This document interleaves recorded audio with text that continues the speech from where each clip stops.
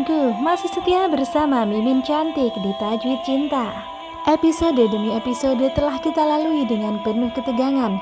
Bahkan pada episode kali ini pun masih juga kita diberikan rasa ketegangan yang luar biasa. Dimana di sini Syifa telah berhasil diculik oleh orang suruhan Mama Nadia. Nah, setelah berhasil diculik, Syifa dimasukkan ke dalam mobil van dan belum diketahui ya hendak dibawa kemana. Tetapi tujuannya adalah untuk dihabisi sesuai dengan permintaan Mama Nadia. Waduh, kira-kira pembunuhnya ini bakal tega nggak yang ngabisin Syifa? Nah, di sini ketika perjalanan ya, Syifanya tuh berhasil kabur dari mobil van.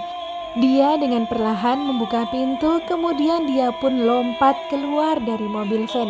Ya tentunya terguling-guling ya di aspal dan pastinya badannya sakit. Ini dia merasakan tangannya sangat sakit. Namun dia terus berusaha berdiri dan kemudian berlari untuk menjauh dari si pemburu itu. Nah kemudian di suatu tempat yang entah dia nggak tahu ini di mana, dia berusaha untuk mencari pertolongan. Karena udah tengah malam ya, tentunya mobil atau motor yang lalu lalang nggak terlalu banyak ya. Di sini dia minta pertolongan tapi nggak seorang pun yang nolongin dia. Ya mungkin tengah-tengah malam gini orang-orang pada takut ya mau nolongin, nanti dikira aduh dicegat cewek nggak bener nih gue. Nah akhirnya Syifa pun ini ya putus asa, nggak ada yang menolongnya. Padahal kondisi dia sangat capek, sangat sakit, aduh pokoknya pikiran pun semerawut gak karuan, tapi gak ada yang nolong. Nah ternyata gak jauh dari situ si penculiknya itu udah nampak nih Syifa. Nah itu dia cewek yang tadi aku culik ternyata masih di situ. Nah akhirnya penculik itu pun berhasil menangkap kembali Syifa ya. Kemudian penculik itu menyiapkan strategi biar nanti Syifanya itu nggak berontak. Jadi dia siapin sapu tangan yang udah dikasih obat bius.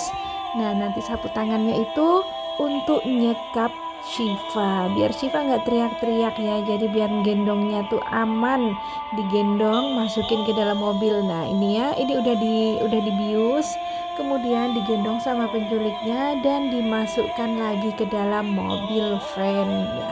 Heran itu ya, kenapa sih handphonenya si Syifa itu nggak diambilnya dulu gitu ya. Ini penculiknya nih emang ini ya, pokoknya kurang TOP lah pokoknya.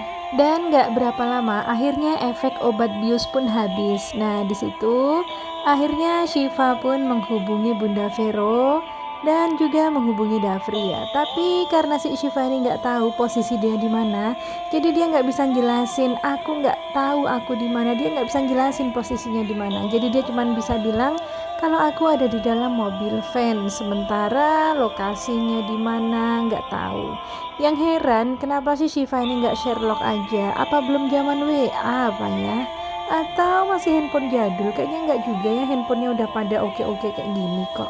Menerima telepon dari Syifa ya, tentunya Dafrinya seneng campur panik ya. Nah di sini ternyata Syifa dalam kondisi yang tidak aman, tapi si Dafri berusaha terus menenangkan Syifa. Jadi Dafri minta ke Syifa supaya teleponnya jangan ditutup. Ini Dafri mau nelpon ke polisi untuk melaporkan kehilangan. Nah setelah Dafri menelpon ke polisi ya, lapor ke polisi tentang kehilangan.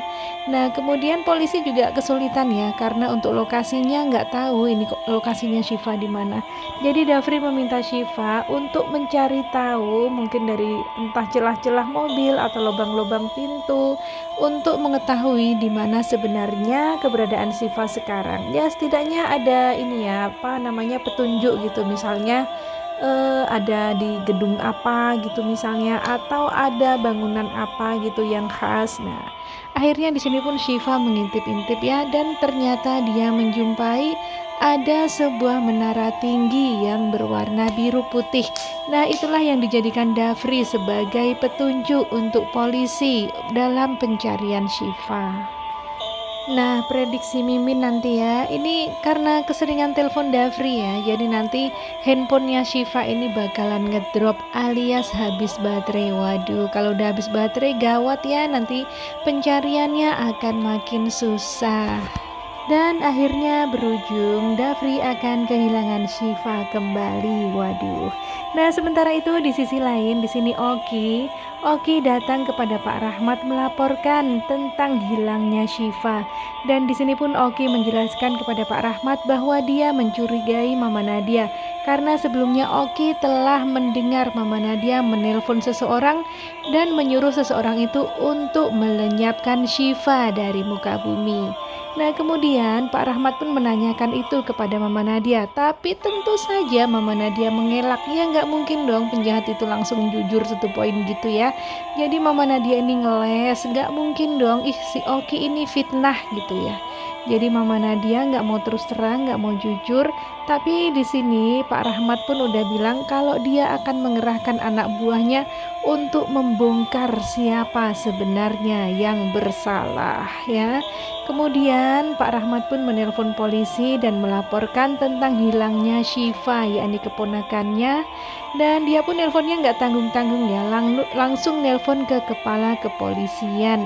Nah, tentunya kepala kepolisian pun udah tahu ya. Iya, tadi udah nerima telepon juga tentang si Syifa ini dari orang yang bernama Dafri. Nah, kemudian tapi polisi pun masih kesulitan ya karena belum tahu lokasi pastinya tentang keberadaan Syifa. Dafri tentunya nggak mau ngandalin polisi aja ya, jadi dia tetap berusaha juga mencari sendiri keberadaan Syifa. Dia terus memantau si Syifa, pokoknya dia nggak mau teleponnya tuh putus, dia tuh nggak mau Syifa tiba-tiba menghilang lagi. Tapi ya tahu sendirilah daya tahan baterai handphone itu berapa menit berapa jam, kalau untuk dipakai telepon terus ya lama-lama habis ya kan. Apalagi posisinya kan sekarang lagi diculik ya, jadi jangan sampai nanti habis baterai, habis itu nggak bisa lagi hubungin orang yang bisa nolong. Terus nggak mungkin juga kan kalau habis baterai minta ke pak penculiknya untuk pinjem charger, nggak mungkin banget. Nah, di sini nih ya, prediksi Mimin, nanti Syifa itu akan tetap diamankan sama penculiknya itu, tetapi nggak dibunuh atau alias nggak diapa-apain ya, jadi cuman diamankan aja. Tapi penculiknya ini dia laporan ke Mama Nadia bahwa misi telah berhasil, Syifa telah dilenyapkan dari muka bumi. Ya tentunya kenapa? Ya alasan pertama biar duitnya cair ya kan.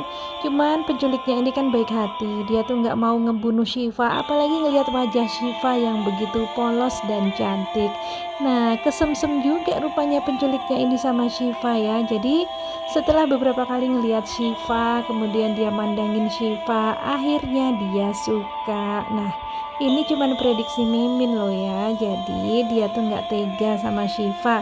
Tapi ya demi keamanan Syifa dan juga demi biar uangnya tetap cair, akhirnya Syifa ini diungsikan di suatu tempat yang jauh yang gak seorang pun tahu keberadaannya. Jadi biar aman ya, jadi dianggapnya Syifa itu udah gak ada, udah hilang. Nah tinggallah Syifa ini berdua dengan si penculik itu. Nah nanti makin lama mereka berdua akan makin dekat dan saling mengenal. Nah nanti di sini akan terkuak lagi rahasia-rahasia yang lainnya. Bisa jadi ternyata nanti penculiknya ini adalah seseorang yang sebenarnya dekat dengan Syifa, atau mungkin penculiknya ini adalah saudaranya Syifa atau siapanya Syifa ya, begitulah. Ya kisah tajuk cinta ini memang kadang-kadang membuat kita heran dibuatnya. Yang tadinya kita kira teman ternyata musuh, yang kita kira musuh ternyata teman. Makin penasaran kan? Jangan lupa untuk terus simak Tajwid Cinta di SCTV. Bye!